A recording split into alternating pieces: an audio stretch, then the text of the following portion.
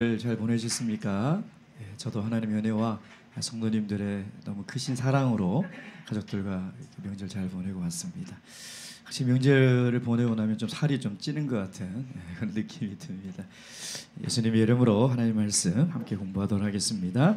오늘 창세기 14번째 시간, 창세기 4장 16절에서 26절까지 말씀, 16절에서 26절까지 말씀. 오늘 본문의 말씀 함께 교도하도록 하겠습니다. 제가 먼저 읽겠습니다. 16절. 가인이 여호와의 앞을 떠나 나가 에덴 동편 놋 땅에 거하였더니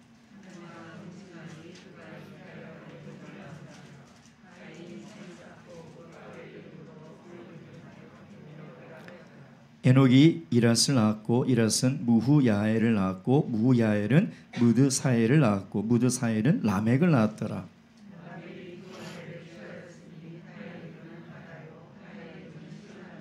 아다는 야발을 낳았으니 그는 장막에 거하며 육축치는 자의 조상이 되었고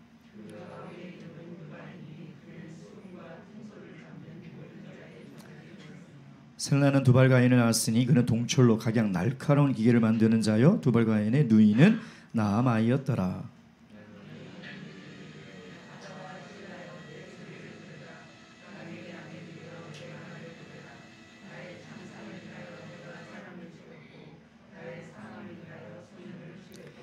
가인을 위하여는 벌이 7배일진데 라멕을 위하여는 벌이 77배이로다 하였더라.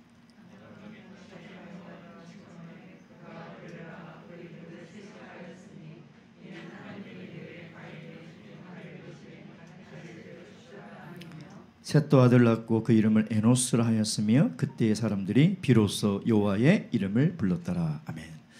우리 저번 시간은 최초의 살인의 사건을 저희들이 봤습니다.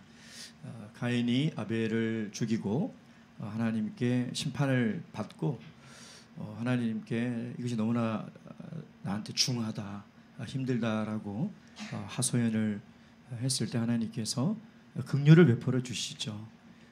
도저히 긍휼을 받을 수 없는 죄인임에도 불구하고 하나님은 표를 주십니다.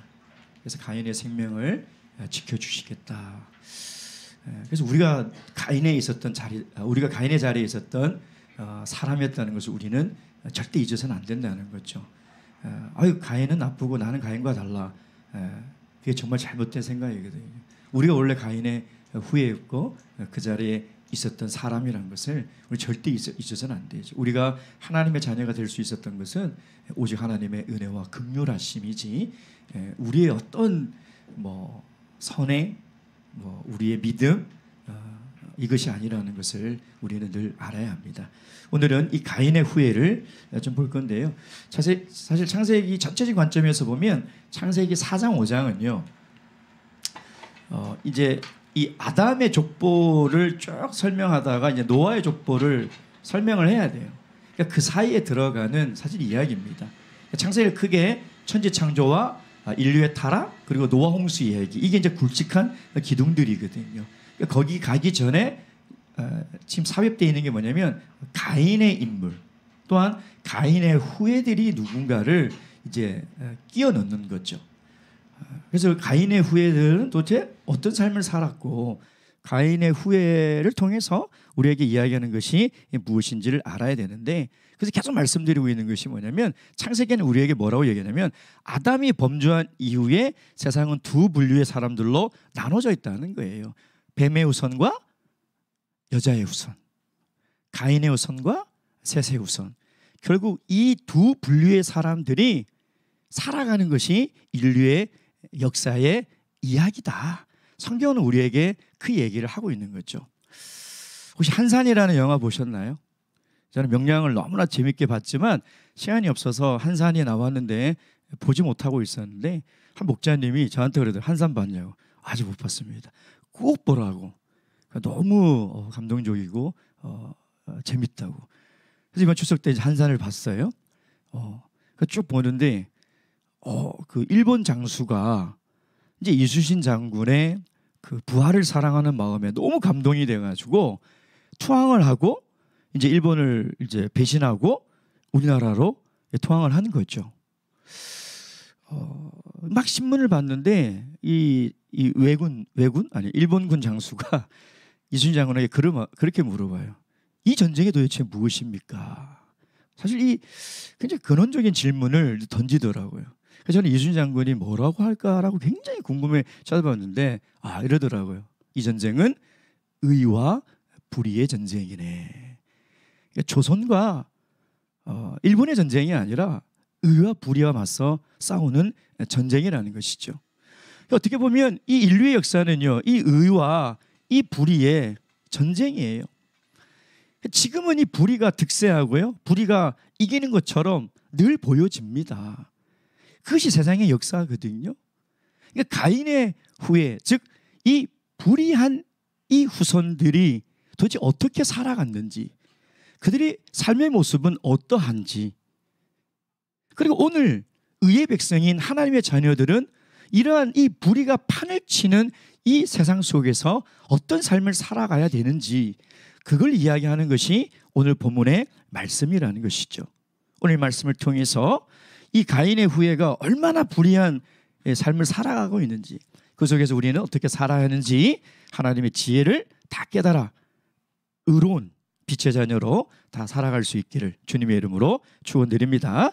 자, 첫 번째 이제 가인을 보도록 하겠습니다. 가인을 보면 16절에 뭐라고 얘기하고 있습니까? 16절, 가인이 여호와 앞을 떠나.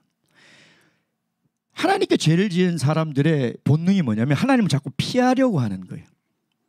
하나님을 피하려는 경향이 있어요. 스스로 하나님을 떠났죠. 근데 떠나는 뭐라고 하냐면 에덴 동편. 오늘 이 본문에요, 문학 작품과 영화 제목이 굉장히 많이 나옵니다. 에덴의 동쪽이라는 영화가 있었죠. 에덴의 동쪽, 그러니까 굉장히 아름답고 그런 감성적인 이런 생각인데, 여기는 그런 뜻이 아니에요. 에덴 동편이라는 것은 뭐냐면 에덴과 점점 멀어지고 있다는 거예요. 그러니까 하나님과 점점 멀어지고 있다는 것이죠. 그래서 정착한 땅이, 이 가인이 하나님을 떠났는데, 그 땅이 뭐냐면 놋 땅. 놋이라는 말이 뭐냐면 방랑하다, 유랑하다, 이런 뜻이에요. 하나님의 심판의 말씀처럼 이 가인은 정말 이 방황하는 인생, 유랑하는 인생이 되었다는 거죠. 이 말은 뭐냐면 하나님을 떠나 살아가는, 불의 속에 살아가는 모든 사람들의 인생의 모습을 가인의 삶을 통해서 우리에게 보여주고 있는 거예요. 정말 안타깝죠. 자기는 몰라요. 하나님을 떠나서 그냥 내가 성공을 누리고 부를 누리며 살아가니까 굉장히 잘 살고 있다고 생각하지만, 하나님의 관점에서 볼 때는 그 인생은 정말 불쌍한 인생이죠. 왜? 하나님을 떠나 살아가기 때문에. 하나님을 떠난 인생은 그가 어떤 것을 이루고 어떤 모습으로 살아가든 그는 방황하는 인생일 수밖에 없다는, 점시간에 얘기했죠. 그 인생은 돌아갈 집이 없어요. 그 인생은 이 땅에서 끊임없이 방황하다가 결국은 돌아갈 곳이 없다는 거예요. 그러니 얼마나 불쌍한 인생이냐 이 말이에요. 근데 특별히 더 안타까운 일은 뭐냐면 하나님의 구원의 은혜를 맛보고 하나님을 떠난 사람이죠. 가인이 그런 사람이잖아요. 하나님을 알고 하나님을 예배했던 사람인데 지금 하나님을 떠나버렸잖아요. 하나님을 떠난 사람들을 자세히 보면요, 돌아오는 사람도 있는데 끝까지 돌아오지 않는 사람이 훨씬 많아요. 어떻게 보면 하나님을 전혀 모르고 그냥 하나님을 떠나 살다가 영벌에 처하는 사람보다 더 안타까운 게 뭐냐면 하나님의 구원을 경험하고 하나님의 은혜를 맛보고도 하나님을 떠난 인생들, 정말 그런 사람들 보면 얼마나 안타깝습니까? 그 이유들이 참 많죠. 교회를 통해서 상처를 입었다든지, 성도 간의 신앙생활 하다가 상처를 입었다든지, 세상의 욕심에 내가 넘어갔다든지, 마귀의 시험에 넘어갔다든지, 그 이유들이 참 많아요. 근데 분명히 우리가 알아야 될 것은 뭐냐면 그 어떤 이유로도 하나님을 떠난 이유가 될 수는 없다는 거예요. 하나님을 절대 떠나서는 안 돼요. 하나님께 벌을 받았다 하더라도 하나님을 떠나서 안 해요. 왜냐하면 하나님이 벌을 주시는 본심이 뭐예요? 돌아오라는 거예요. 말라기서 3장 7절 말씀 보겠습니다. 말라기 3장 7절 말씀. 말라기 3장 7절 말씀. 3장 7절 다 함께 읽겠습니다. 시작. 만군의 여호와가 이르노라 너희 열조의 날로부터 너희가 나의 규례를 떠나 지키지 아니하였도다. 그런즉 내게로 돌아오라. 그리하면 나도 너희에게로 돌아가리라. 우리가 하나님 앞에 늘 부족하고 하나님의 벌을 받았다 하더라도요, 절대 하나님을 떠나서는 안 돼요. 하나님의 본심은 우리가 사실 가인에게 너 이제 방황하고 유랑하는 인생이 될 거야. 그것이 뭐라고 했습니까? 집행유예라고 그랬잖아요. 그는 당장에 죽어 마땅합니다. 왜냐하면 하나님의 모세오경 율법에 보면 살인한 자는 반드시 돌로 쳐 죽이라고 했어요. 근데 하나님은 뭐냐면 그에게 집행유예를 하는 거예요. 그 뭐예요? 다시 돌아올 기회를 마지막 한 번 더 주신 거죠. 근데 이 가인은 하나님부터 더 멀어지는 에덴 동편으로 노시라는 그 방황하고 유랑하는 그곳에 정착했다는 건 뭐냐면 하나님을 떠났다는 거죠. 떠나서 뭐 했습니까? 17절 아내 동체 그 에녹을 낳으니라. 가인이 성을 쌓고 그 아들의 이름으로 성을 이름하니 뭐예요? 에녹. 성을 쌓았죠. 성을 쌓았다는 것은 세 가지 의미가 있습니다. 첫째, 하나님에 대한 불신이에요. 왜? 하나님은 지켜주겠다고 약속했는데 두려운 거예요. 하나님 과연 나를 지켜줄까? 성을 쌓은 성. 그래서 내 인생은 내가 지키겠다는 거예요. 하나님이 우리를 지켜주겠다고, 하나님이 너희들과 함께 하겠다고 약속했는데 그게 불안한 거죠. 그래서 내 인생은 내가 지키겠다. 그래서 열심히 공부하고요, 열심히 돈 벌고 열심히 살아가는 거예요. 왜? 하나님을 못 믿는 불신앙이에요. 불신앙. 성을 쌓는다는 것은요. 두 번째, 성을 쌓는다는 건 뭡니까? 하나님과 타인과의 관계가 단절되는 거예요. 단절돼요. 결국은 담을 쌓고 성을 쌓고 국경을 쌓는 거잖아요. 나라와 나라 분쟁이 왜 일어나요? 국경 때문에. 결국은 우리 인류 역사는 뭐냐면 성을 지키고 성을 빼앗는 역사예요. 끊임없이 자기의 성을 지키려고 그러고 남의 성을 빼앗는 역사가 오늘 인류의 역사라는 거죠. 결국 이 성은 사랑과 하나님과의 단절을 얘기하는 거죠. 단절. 사실 제 어린 시절에는요, 이 주택가가 무시무시했어요. 담벼락, 그냥 담을 쌓는 게 아니에요. 담 위에 뭐를 박아놨냐면은 병 조각을 막 박아놨어요. 어우, 정말 그랬어요. 저는 늘 그걸 볼 때마다 혹시 그걸 모르고 누군가가 그걸 넘어가려고 딱 짚으면 어떡할까? 막 그런 막 걱정이 너무나 드는 거예요. 근데 그런 것들이 굉장히 많았어요. 예. 그만큼 성은 타인과의 단절을 의미하는 것이죠. 세 번째는 뭐냐면 사람은요, 뭘 하나를 잃어버리면 꼭 그것을 대체할 대체용품을 찾아요. 그게 뭐냐면 에덴에서 쫓겨났기 때문에 에덴을 대체할 대체 장소죠. 성. 에덴에서 쫓겨나서 기쁨을 다 빼앗겨 버렸으니까 그것을 대체할 무엇인가가 필요했던 거죠. 그게 성이에요. 여러분, 하나님을 잃어버리면 하나님을 대체할 이 대신할 것을 항상 찾아요. 돈으로 메꾸든지 쾌락으로 메꾸든지 뭐든지 그걸 메꿔야 돼. 아니면 인간은 허전해서 못 살아가요. 하나님을 대신할 것을 메꾸는 거죠. 그러니까 성을 쌓았다는 건 뭐냐면 이 성은 이 원어로 보면 도시라는 뜻이거든요. 그러니까 문명의 발달의 시작이 이 에녹의 성에서 시작하는 것이고, 에녹이 성경에서 기록된 인류 최초의 도시예요. 도시 문명을 얘기하는 거거든요. 결국 하나님이 너는 이제 유리한 인생이 될 거라고 그랬는데, 유리한 인생을 살아가지 않으려고 하나님을 대신하고 에덴 동산을 대신할 그 성을 지어서 살아가 보겠다.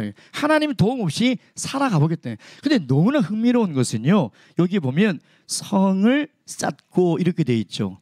이게 굉장히 흥미로운 동사로 돼 있는데 어떤 동사로 되면요, 미완료형으로 돼 있어요.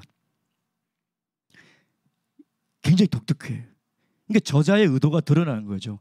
성을 쌓았는데 완성되지가 않았다는 거예요. 불안하다는 거예요. 늘 방황하고 불안해. 성을 쌓고 내 인생을 내가 지키려고 견고하게 쌓아놓고 에덴 동산에서 쫓겨나도 그것을 대신할 기쁨과 만족을 누릴 그 도시 문명을 다 해놓고 살았는데 뭐예요? 완전하지 않다는 거예요. 여전히 불안하다는 거예요. 그걸 이 쌓고라는 미완료 동사형을 사용하고 있더라는 것이에요. 시편 127편 1절 말씀 보겠습니다. 시편 127편 1절 말씀. 1절 말씀. 시편 127편 1절 다 함께 읽겠습니다. 시작. 여호와께서 집을 세우지 아니하시면 세우는 자의 수고가 헛되며 여호와께서 성을 지키지 아니하시면 파수꾼의 경성함이 허사로다. 인간이 아무리 노력해서 자기 인생을 지키려고 성을 쌓고 하나님을 대신할 만족할 것을 만들고 그것을 가정에 쌓아놓고 살아가도요, 다 헛된 거라는 거예요. 그건 다 온전함을 이룰 수 없는 거예요. 그러니까 가인의 그 인생을 통해서 하나님을 떠나 이 세상을 방황하고 유랑하는 그 세상의 사람들의 모습을 지금 우리에게 보여주고 있는 것이죠. 이 도시의 이름이 에녹이에요. 에녹. 에녹이라는 이름이 성경에 몇 번 나오냐면 몇 번 나올까요? 뭐 우리가 한가합니까? 그런 것을 계산하고 있게 맞습니다. 그거 안 하셔도 돼요. 에녹이 4번 나옵니다. 제일 먼저 나오는 것이 이 가인의 아들인 에녹이 나오죠. 그 다음에 창세기 5장에 보면 하나님과 동행한 죽지 않은 에녹이 나오는데 또 에녹의 2사람이 나오는데 우리 한글 성경은 에녹이라고 번역하지 않고 하녹이라고 번역을 해놨어요. 하녹. 근데 이게 원래 히브리어는 에녹이라는 뜻이에요. 에녹이라는 뜻이거든요. 여기 보면 창세기 46장에 르우벤의 장자인 하녹이 나와요. 이게 에녹이에요. 그 다음에 창세기 25장에 미디안의 아들 하녹이 나와요. 그게 에녹입니다. 예, 같은 이유. 그러니까 엄밀히 따지면 성경에 에녹이라는 이름이 4명이 나오는데 헷갈리지 마셔야 돼. 그러니까 이 에녹이 혹시 그 하나님과 동행 에녹인가라고 헷갈려하는 분이 간혹 있으시더라고요. 예, 간혹 있으시더라고요. 그러니까 다른 사람입니다. 우리도 이름이 똑같은 자매님들이 많잖아요. 저도 처음에 와서 굉장히 헷갈리고 우리 집사람 아직도 헷갈려하더라고요. 예, 에녹은 헷갈려하시면 안 됩니다. 자, 3번째 가인의 후예를 보면, 자, 가인의 후예를 보면요 18절에 나옵니다. 에녹의 뜻은 뭐냐면 사용하다, 뭐 봉헌하다, 뭐 이런 뜻이에요. 근데 그 뒤로부터 이름이 참 재미있어요. 이랏. 이 뭐냐면 과시하다, 자랑하다. 무야엘. 이게 무슨 뜻이냐면 하나님 때문에 맞았다, 하나님 때문에 고생했다, 이런 뜻이에요. 근데 무드사엘은 어떤 뜻이냐면 지옥의 사람이라는 뜻이에요.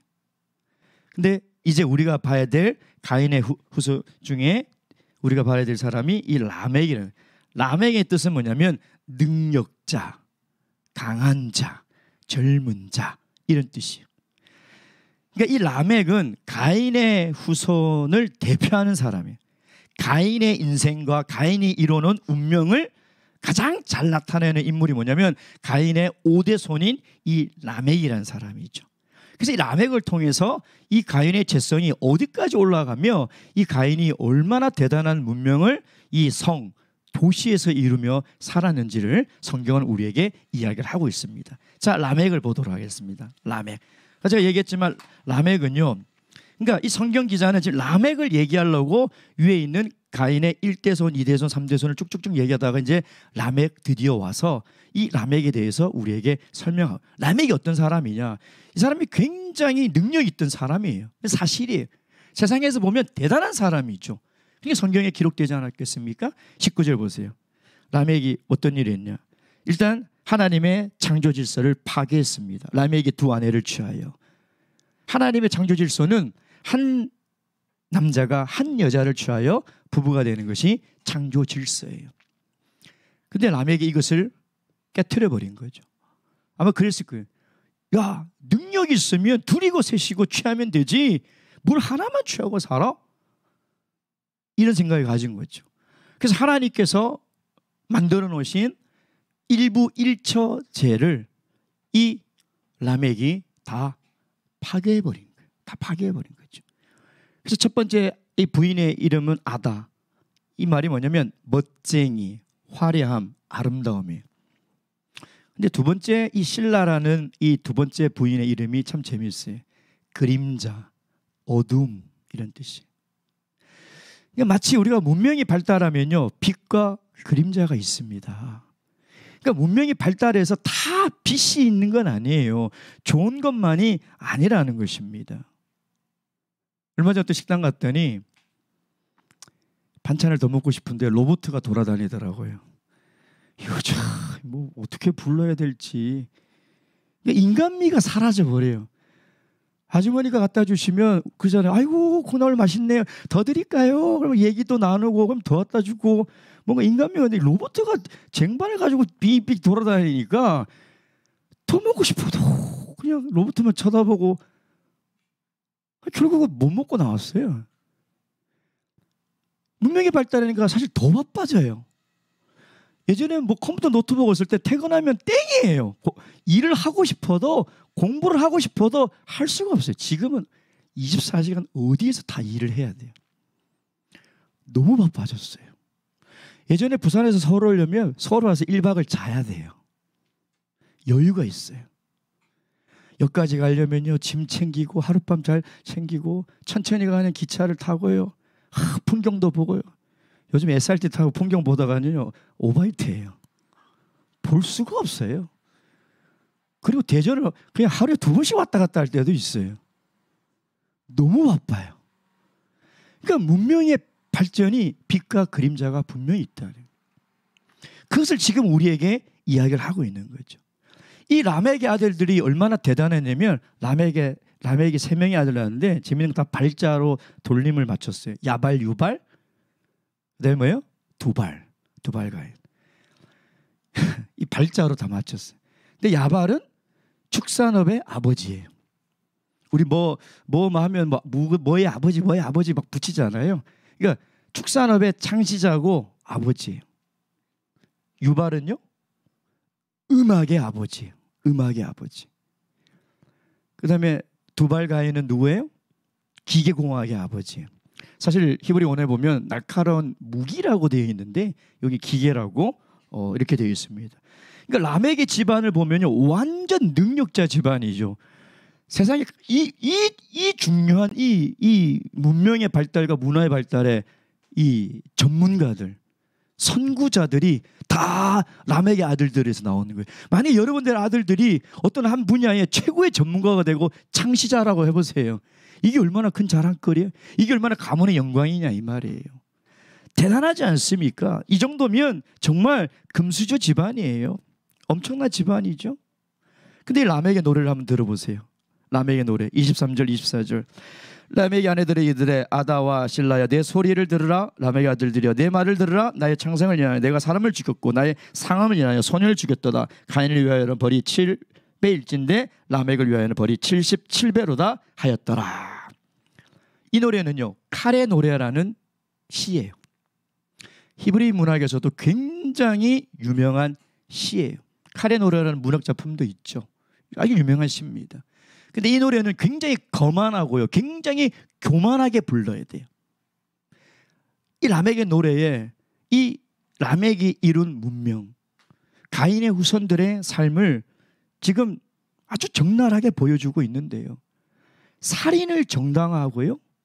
살인을 노래하고 있어요. 자, 창성이 뭐냐면 타박상이에요. 그러니까 소년이 돌멩이 하나 던져가지고 여기 상처 딱 났는데 가서 죽여버리는 거예요. 근데 죽였고 죽였다. 이 말은 뭐냐면 연쇄살인을. 그래서 신학자들은 이 라멕의 살인은 살인이라고 이야기하지 않고 살상이라고 얘기해요. 계속 거듭해서 죽였다는 거죠. 거듭해서 죽였다는 거예요. 근데 심각한 건 뭐냐면 죽여놓고 자랑을 한다는 거죠. 가인은 두려워서 묻었거든요. 근데 지금 라멕은 그것을 드러내놓고 자랑하고 있다는 거죠. 미국의 유명한 철학자이자 신학자인 크린시스 셰퍼라는 사람이 있습니다. 이 사람이 어떤 얘기를 했냐면요. 우리 인류 문명이 19세기부터 20세기로 접어들면서 철학의 근본이 변화가 됐다는 거예요. 19세기에는 사람이 죄를 지으면 부끄러워하고요. 숨었는데 20세기 들어서면 사람이 죄를 부끄러워하지 않는다는 거예요. 도덕적 근본이 변화가 됐다는 거예요. 여러분 세상 남자들이 모이면 여자들 모이면 제가 안 모여봐서 모르겠어요. 근데 세상에 있는 남자들 모이면 대부분이요 뭐 자랑하는지 알아요?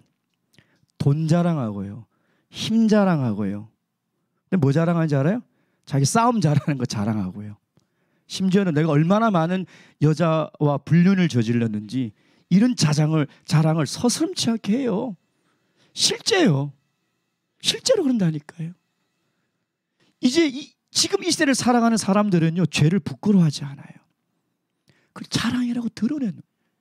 19세기에는 그러지 않았어요. 부끄러워했어요. 숨었어요. 지금 불륜을 드러내놓고 자랑해요. 불륜도 사랑이라고 그러잖아요. 뭐가 죄냐고 하는 시대를 살아가고 있어요.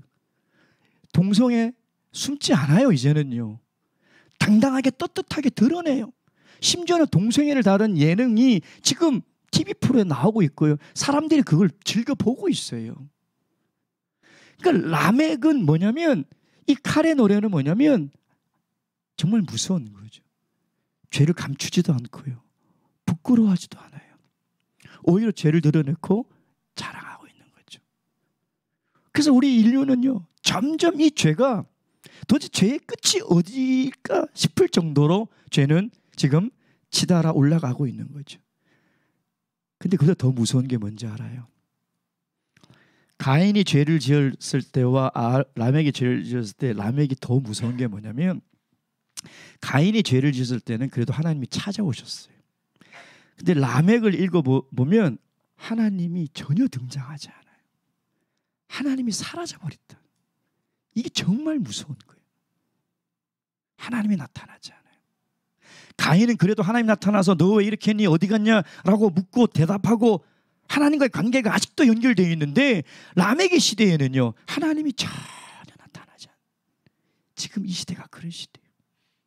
정말 하나님을 떠나서 죄가 얼마나 무서운지를 모르고 오히려 죄를 자랑하는 시대에 정말 하나님이 보이지 않는 그런 시대를 살아가고 있다는 것이죠. 여러분, 그것이 이 라멕이, 가인의 후손이 이루며 살아가고 있는 이 도시 문명의 실체라는 거예요. 여러분, 우리는요, 환경이 우리의 삶을 행복해 줄 수 있게 만든다고 생각합니다. 그래서 더 좋은 환경에 살려고 지금도 노력하죠. 그러니까 이 노력의 결과가 문명의 발달을 가져준 건 사실이에요. 이게 도시 문명이거든요. 도시 문명. 그게 사실이에요. 근데 이 에녹이라는 이 성, 이 도시 문명, 이 인간이 이루는 이 라멕의 후손들이 목축업과 음악, 문화와 기계와 철공과 이 무기의 이 산업을 눈부시게 발전해 놓은 이 도시 문명을 성경은 뭐라고 이야기하고 있냐면, 유다서 11절 말씀 보겠습니다. 유다서 11절. 유다서 11절. 유다서 11절 말씀입니다. 유다서 11절 다 함께 읽겠습니다. 11절 시작.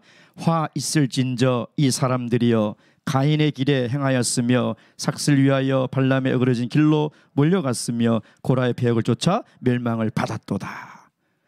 그러니까 엄청난 문명을 이루고 능력자 집안에서 살아서 굉장히 행복할 것 같지만 성경은 뭐라고 하냐면 멸망받을 인생이라는 거예요. 화 있을 인생이라는 거예요. 그렇다고 이 문명과 문화의 발전이 다 나쁘고 악한 것이 아닙니다. 다만 가인의 후손으로부터 이루어진 이 문명과 문화 속에 어떤 죄와 어떤 세속적 가치가 있는지를 분별할 줄은 알아야 된다는 거예요.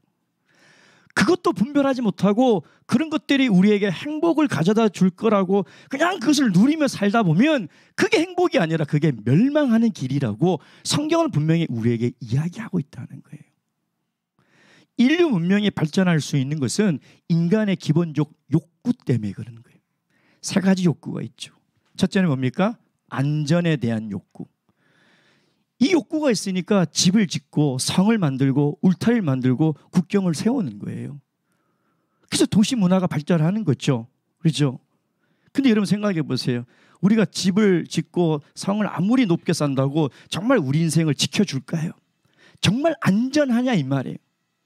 성경은 뭐라고 얘기했어요? 우리 인생이 가장 안전할 수 있는 피난처는 예수 그리스도 아니라고 우리에게 이야기하고 있잖아요.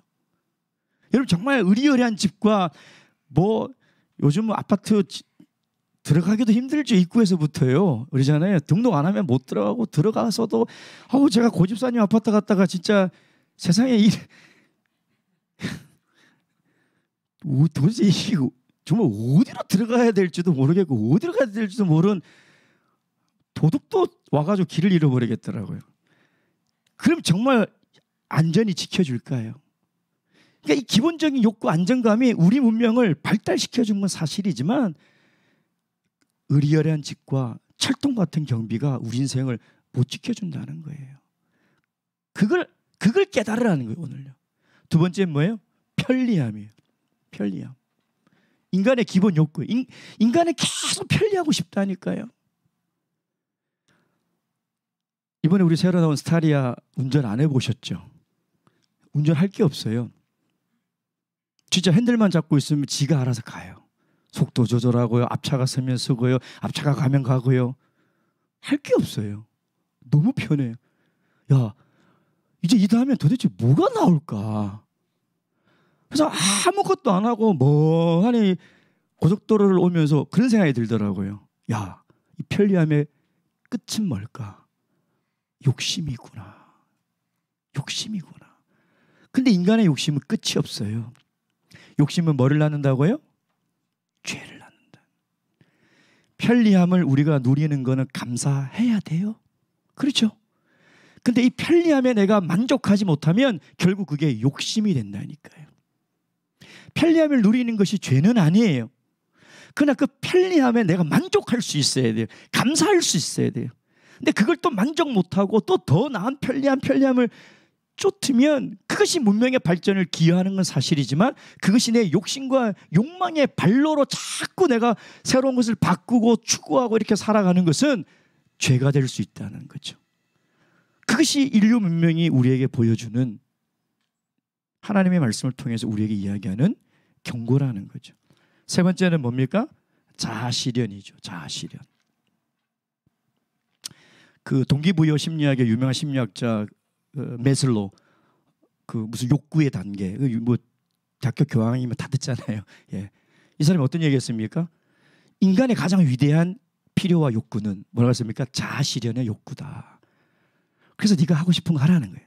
그림 그리고 싶으면 그림 그리고 음악하고 싶으면 음악하고 하라는 거죠. 그래서 뭐가 발달했어요? 문화가 발달한 거예요.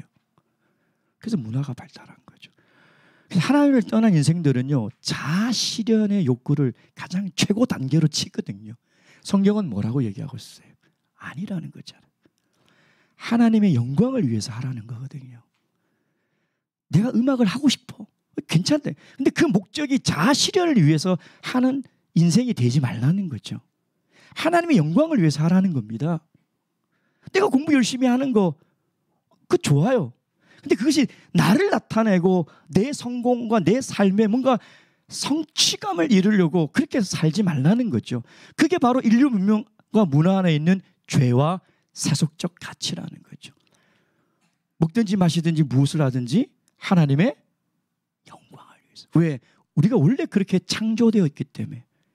자아실현이 가장 높은 인간 필요와 욕구의 마지막 단계가 아니라 성경은 그보다 더 높은 단계를 우리에게 이야기를 하고 있는 것이 바로 하나님의 영광을 위해서 하라는 거죠. 그래서 오늘 본 말씀을 제가 묵상하면서 만약 아담이 범죄하지 않았다면 우리 문명과 문화가 발전하지 않았을까? 아니에요. 발전했을 거예요. 근데 다른 것이 뭐냐면 그 범죄하지 않은 후손으로부터 이루어진 문명과 문화는 우리를 진정한 행복의 길로 인도할 것이라는 거죠. 그러나 타락한 가인의 이 후손으로부터 만들어진 이 발전된 문명은 우리를 불행한 길로 인도한다는 것이죠. 그래서 우리는 그 속에 어떤 죄가 있는지, 어떤 세속적 가치가 있는지를 알고 누리고 사용하고 우리의 삶을 살아갈 수 있는 분별력이 있어야 된다. 그렇게 하지 않으면 멸망받을 인생이 될 수밖에 없다는 것입니다. 생각해 보세요. 이 라멕의 세 아들이 뭐 목축업, 뭐 음악, 기계업의 최고 전문가인데 보세요. 하나님을 떠난 기업. 하나님을 떠난 기업 뭐예요? 혹시 보세요. 사람이 그거 맡아서 죽어도 눈 하나 깜짝 안 하잖아요. 하나님을 떠난 기업은 그건 망해야 돼요. 하나님을 떠난 음악. 하나님을 떠난 음악, 그 우리 영혼을 파멸하는 거예요. 하나님을 떠난 기계산업, 전쟁 무기가요. 이제 사람을 얼마나 쉽게 죽이고 얼마나 잔인하게 죽입니까? 그러니까 하나님을 떠난 이 문명의 발전은 가만히 생각하면 우리가 이루는 문명 때문에 우리의 인류는 망할 거예요. 가만히 생각해 보세요. 그래서 이 가인의 후손이 이루는 문명의 이 죄성을 우리는 잘 알아야 되는. 성경은 분명히 하나님이 떠난 기업, 하나님이 떠난 인생, 안전할 수도 행복할 수도 없다. 그것을 우리에게 이야기하고 있는 거죠. 그러면 이런 죄악된 문명 속에서 살아가는 우리 하나님의 백성들은 도대체 어떻게 살아야 되냐 이 말이에요. 그래서 하나님이 25절 아벨을 대신할 셋을 준비하는 거예요. 25절 보세요. 아담이 다시 전 여기에 정말 눈물이 나더라고요. 이 구절을 딱 읽는데 막 눈물이 막 쏟아지더라고요. 하나님의 의지가 보여지지 않아요. 가인의 후손들이 이렇게 판을 치고 죄가 극악에 치달렸는데 하나님은 포기하지 않고 다시 시작해요. 그래서 하나님은 아담부터 다시 시작하는. 그래서 하나님 다시 아담이 다시 동침하여라고 해서 하나님은 절대 우리 인류를 포기하지 않아요. 하나님의 구원의 이 구속사는 하나님 절대 포기하지 않아요. 하나님 다시 시작하는. 그래서 이 아벨을 대신할 셋을 하나님께서 우리에게 주신 거죠. 이 가인과 라멕의 문명을 보면 정말 희망이 없고 절대 절망이잖아요. 어떻게 이렇게 난폭하고 잔인한 이 문명 속에서 이 인류가 어떻게 살아가겠습니까? 근데 하나님은 정말 한 줄기 빛과 같은 새로운 사람을 준비하는데 그 사람이 바로 셋이라는 사람. 얼마나 감사합니까? 하나님 그냥 내버려 두지 않으셨다는 거예요. 그렇죠? 근데 셋의 아들이 정말 중요해요. 셋의 아들이 이름이 뭡니까? 에노스. 이 에노스는 흙이라는 아담이라는 단어에서 파생된 단어예요. 이게 뭐냐면 연약하다, 나약하다 이런 뜻이에요. 근데 이 에노스라는 단어가 히브리 문학 서적에 어떨 때 쓰냐면 이럴 때 써요. 불치병에 걸렸을 때, 도저히 회복이 불가능한 재난을 당했을 때, 그때 쓰는 거예요. 그러니 가인과 라멕의 아들들의 이름과는 완전히 다르죠. 왜 그럴까요? 마지막 절 보세요. 비로소 여호와의 이름을 불렀더라. 우리 인간은요, 인간의 한계를 정확하게 깨달을 때만이 하나님의 이름을 부르고 예배할 수 있어요. 세상 사람들이 하나님을 떠나고 찾지 않는 가장 큰 이유가 뭐예요? 자신만만이에요. 하나님 없어도 인간의 지혜로 이렇게 놀라운 문명을 누리고 발전하고 편리하고 쾌락을 누리며 살아갈 수 있는데 하나님을 찾을 이유가 없어요. 아니, 없는 것처럼 보이는 거죠. 그러니 하나님을 이름을 부를 이유가 없는 거예요. 근데 그 문명이, 그 발달하고 그 강함이 결국은 그들을 멸망의 길로 인도한다는 거죠. 그러니까 우리가 이렇게 발달한 문명 속에서 우리가 편리함을 누리고 지혜를 가지고 살아가지만 절대 우리가 놓치지 말아야 될 게 뭐냐면 우리는 흙으로 만든 연약한 존재라는. 그러면 하나님이 우리를 강하게 이끌어 주신다는. 그게 우리 그리스도인이 살아가야 될 삶의 원리라는 거죠. 여러분, 세상에 성공한 사람들은 하나님의 이름 안 부릅니다. 근데 하나님 안에서 성공한 사람은 내가 부자건 건강하건 내가 학식이 뛰어나건 상관없이 하나님을 찾고 하나님을 예배하고 하나님을 불러요. 그 인생이 정말 행복한 인생이에요. 그 인생이 정말 아름다운 인생이라는 거예요. 나의 강함 때문에, 나의 지식 때문에 하나님을 버리고 하나님을 떠난 인생은 불행한 인생이라는 거죠. 사랑하는 사람들 여러분, 우리가 아무리 똑똑하고 건강하고 지혜 있고 능력이 있어도요, 우리는 피조물이라는 것 절대 잊어서는 안 돼요. 그러니까 이 엄청난 문명 속에서 우리는 나약한 존재구나. 불치의 병에 걸린 존재구나. 하나님이 도움 없이는 내 인생을 다시 회복할 그런 능력이 제로로 살아가는 존재구나. 그럴 때만이 우리의 인생이 행복해질 수 있다는 것이죠. 오늘 교훈과 적용, 이 세 가지. 하나님을 떠난 인생은 불행하고 세상 문화를 분별하고 하나님 주신 능력으로 살아갈 수 있기를 오늘 드신 말 생각하시면서 기도하시고, 기도하실 때 특별히 영혼회를 위해서 또 우리가 품은 태신자들을 위해서 우리가 부담이 되는 건 사실입니다. 그럼에도 불구하고 우리가 기도는 할 수 있지 않습니까? 하나님께 기도하는 영혼회가 되기를 바랍니다. 기도하시겠습니다.